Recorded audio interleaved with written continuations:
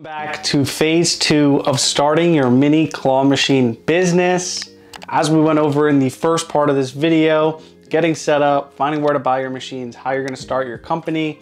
Now we're diving into the nitty-gritty of how to start and grow your mini crane business from shiny objects to cash flowing assets. So if that's something you're interested in, stay tuned, and we have one more video in this series.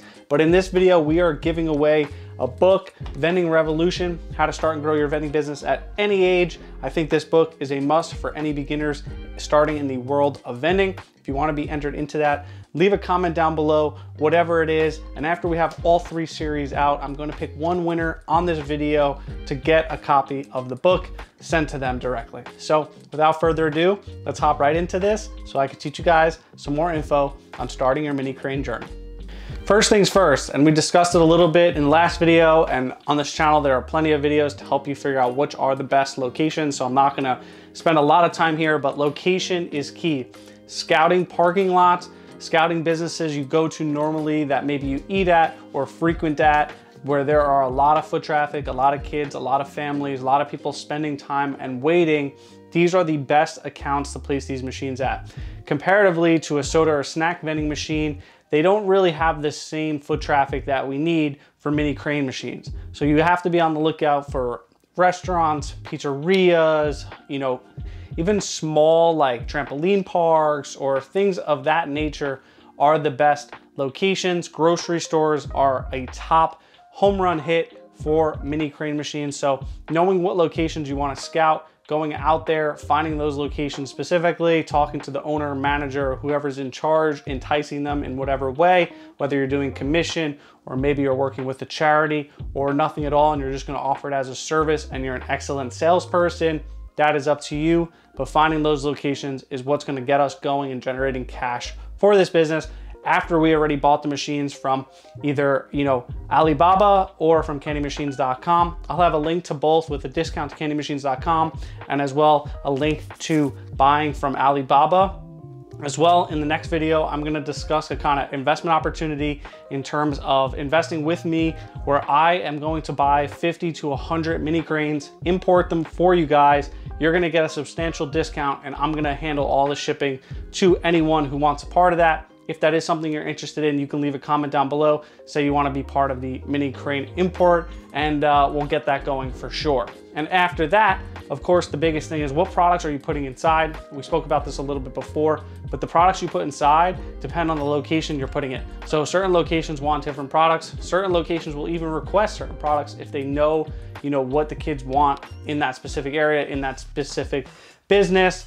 Big things that are working right now are Pokeballs, Super Mario things, and anything that's shiny that kind of sticks out, watches, keychains. There's a lot of trends that happen in the bulk industry, in the mini crane business, and even in like crane machines. So you have to watch out for like what's trending and what's selling at the time.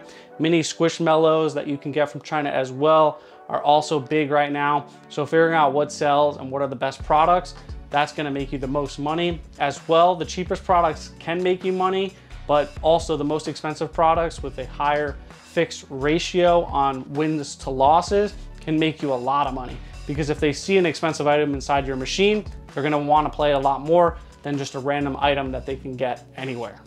But yeah, once you've got your machines, once you've got your product and you have a location, installing the machines is the next part. The biggest thing that I love about mini cranes is the installation process is so easy. Pretty much any car, SUV, can hold a mini crane. These things weigh less than 100 pounds each. They have wheels on them. You wheel them right in, you put them in the location, plug them in, and pretty much if you have your zip ties cut off before, there are some zip ties, and obviously they are labeled on the machine when they're delivered to you.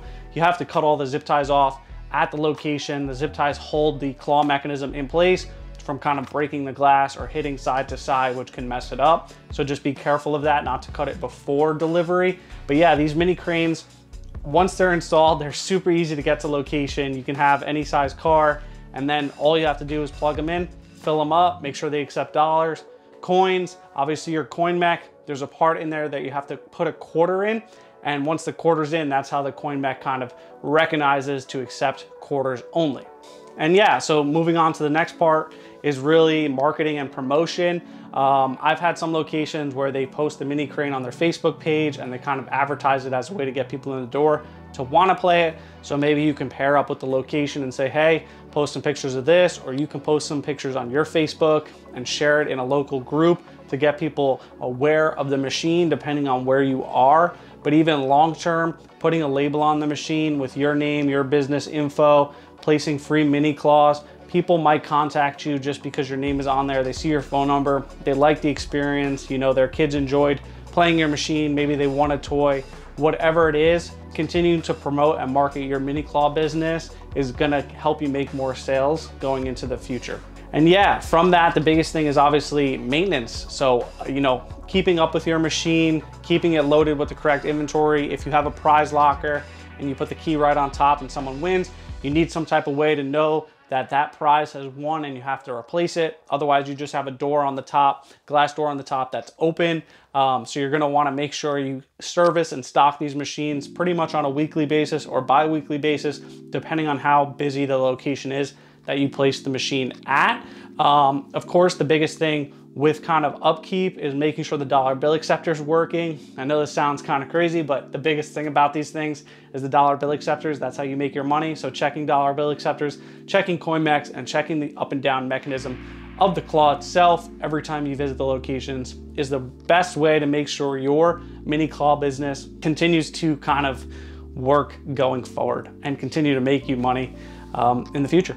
And yeah, I mean, continuing to monitor your machine's performance, tracking its profit, seeing and knowing how much product you're putting in terms of cost value, how much you're giving out. Obviously with these machines, you can kind of set the ratio on what they make and how much you can make. There are some states where you only can play the claw machines on a skill-based level. So you have to set it to let someone play based on skill. So be sure of your local laws for these machines, because some areas actually have kind of law enforcement that kind of enforce having claw machines or not having claw machines. Some states don't even allow these machines.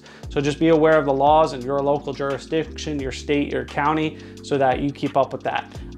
As well, just concluding here, if you like this video, we have phase 3 coming out. We're going into even more detail about once you have your machines out, how to get more locations, what's the top 50 locations for these, how much you can expect to make, how to make or understand your profit margin, stuff like that. So if you want to learn more and you want to keep growing your vending business and you're kind of just starting, we'll get you going in the next video and kind of teach you how to scale this up. Phase 3 is all about kind of scaling your business. You got your first machine, your second machine, but now you want to make more money, get better locations, and that video is going to cover all of that. So thank you so much for watching this video. Comment down below if you want to win that book, and also comment if you want to be part of the fund when we kind of import 50 to 100 mini cranes. I think that would be a cool opportunity for the vending space. We can all kind of work together on that. I'll obviously set up the import part of it, and then we'll work on getting everyone their machines over the next basically 90 to 120 days realistically. So